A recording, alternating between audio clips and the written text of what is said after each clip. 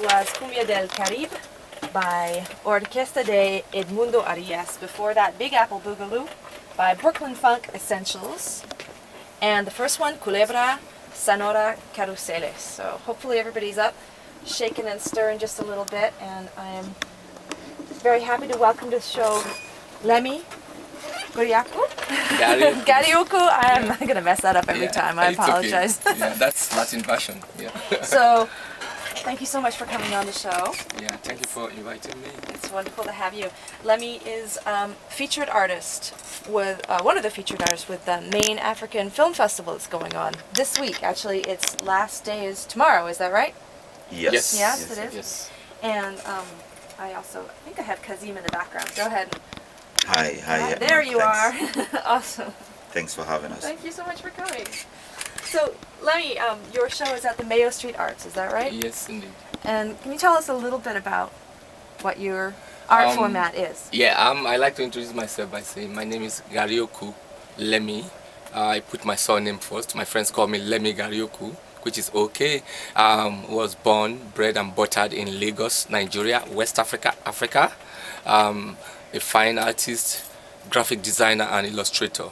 I have 36 years of experience in the field of record sleeve, album jacket designs.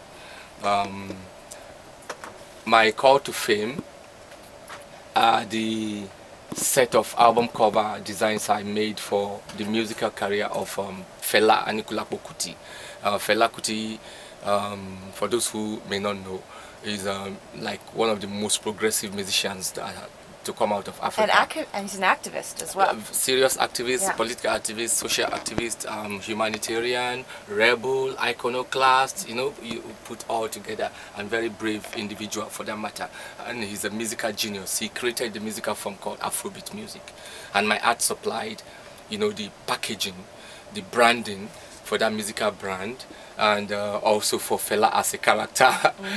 So that's my call to fame, really. I designed 26 album covers for Fela's music career in a period of 19 years, running through 3 decades, the 70s, 80s, and part of the 90s.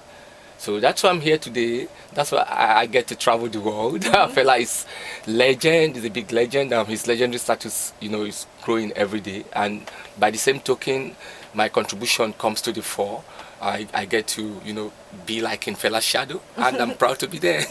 I've heard Fela, and he's fantastic. I saw him perform and play at the Montreal Jazz Fest a couple of years ago, and he was amazing. And he prefaced his show with talking about his father, Fela Kuti, and the AIDS activism that started there. Okay, you were talking about Femi. You saw Femi. I saw Fela. Fela. I saw his son, Fela. The son is Femi. I'm sorry. Yeah. Right. Okay. Yes. Yeah. I saw Femi. Yeah. But you were working with Fela. Fela. Yeah. And so I think there's also a thread of activism that's continuing. Yeah, it's continuing. Femi is very active. Yeah, it's continuing. Especially the Kuti family. Yes. In Nigeria, they're known for activism. Fela's mother was very active. She fought for adult suffrage, the rights for women to vote and the rights for women not to pay taxes during the colonial era. And she was she was friends with Chairman Mao Zedong of China. She visited Russia during the Cold War era. Wow. She was very, very politically active. Yes. The whole family. Yes, it's the whole family thing. So if we go to Mayo Street Arts today or tomorrow, we're going to be able to see the covers, the actual album covers that you designed for Fela Kuti. Yes, I have prints of the covers, most of the covers, about 90% of the covers. I have prints there. Then I have original artworks that I have done for other people. My style is freestyle. I'm very eclectic because I self-taught. I didn't study art in any institution formally. So I learned in the streets, I learned from people's studios, I learned by reading up on art and so on. So I do a lot of other stuff. I do general art. It's very avant-garde stuff. Well, let's take a little break and listen to some Fela Kuti music, and then we'll fade back out and come back and talk a little bit more maybe about the African Film Festival that's going on. And I would love to hear some more about your formative art phase and where you bring your inspirations from, so that when people go, because people are going to go to the Mayo Street Arts and check it out, then they'll know where all this stuff is coming from. Yeah, thank you. Yeah. And I think we have a setup that for folks that wants to meet Lemi and talk to him and ask him questions about Fela and ask him questions about Afrobeat music.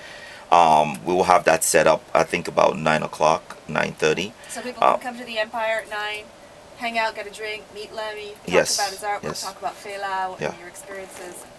Yes, wow. yes. Talk about Lagos and Nigeria. Lagos and Nigeria, yeah, because there's action going on. Action.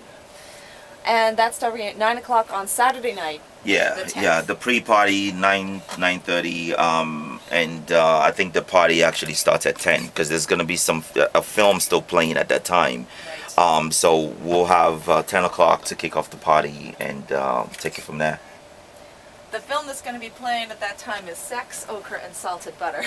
It's a fantastic, fabulous, fantastic film. Awesome. I saw it on Tuesday. Oh, how wonderful! And the DJ is Rich Medina. Yes.